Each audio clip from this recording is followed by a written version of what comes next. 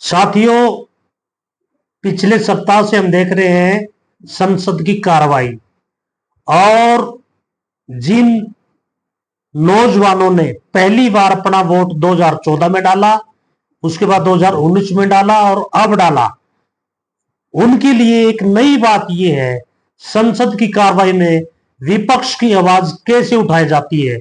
और सत्ता पक्ष के जो बड़े नेता हैं वो कैसे अपना संरक्षण मांग रहे हैं स्पीकर महोदय से। कल का नजारा जो हमने देखा संसद में, क्या बात है। उससे ये लगता है कि गृह मंत्री और प्रधानमंत्री, रक्षा मंत्री का चेहरा ढला हुआ था और राहुल और पूरा विपक्ष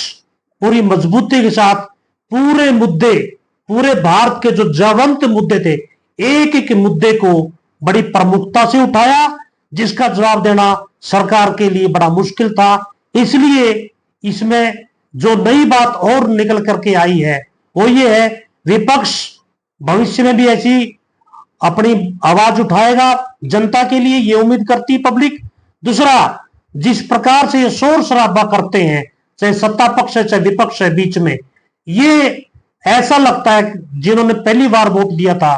पहले बार ये जो नजारा देखा है कि ये भारत की संसद इस तरीके से ही वहां पे काम होता है, हमारे माननीय इस प्रकार के हैं, इसलिए उनसे कोई बड़ी उम्मीद वो रखते नहीं कि वो कोई अपने आप में सुधारेंगे या किसी विधेयक या बिल पर वो अपनी शालीनता और सभ्यता से देश को कोई अच्छा मैसेज दे पाएंगे। इसलिए हमारा मानना ये है, भारत की वर्तमान संसद और ये जो लोकतंत्र है ये थोड़ा सा अस्पष्ट भी है, और ये लोकतंत्र कई बार ये लगता है ये देश के हित में काम कम करती है, व्यक्तिगत लड़ाई के बारे में उनकी अपनी एक स्थान है और वो उसका दुरुपयोग भी करते हैं। अतः हम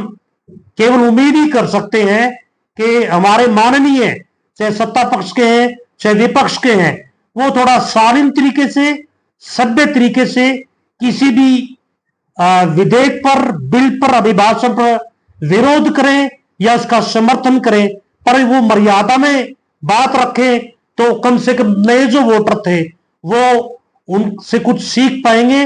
और एक उम्मीद इस लोकतंत्र से, इस संसद की जो सर्वोच्चता है उसको वो फिर स्वीकार करने में या उसको समझने में वो थोड़ा सा अपने आप को काबिल बना पाएंगे। मेरा यही कहना है कि हमारे जो माननीय है ये इस बात पर ध्यान दें, और खास तौर से सत्ता पक्ष की जिम्मेवारी बनती है वो जलवंत जो मुद्दे हैं, जो करंट टॉपिक के मुद्दे हैं, जनता से जुड़े मुद्दे हैं, उनका वो स्पष्ट जवाब दे और उनको समस्याओं को दूर करने के लिए नया समाधान भी उनका निकाले। धन्यवाद।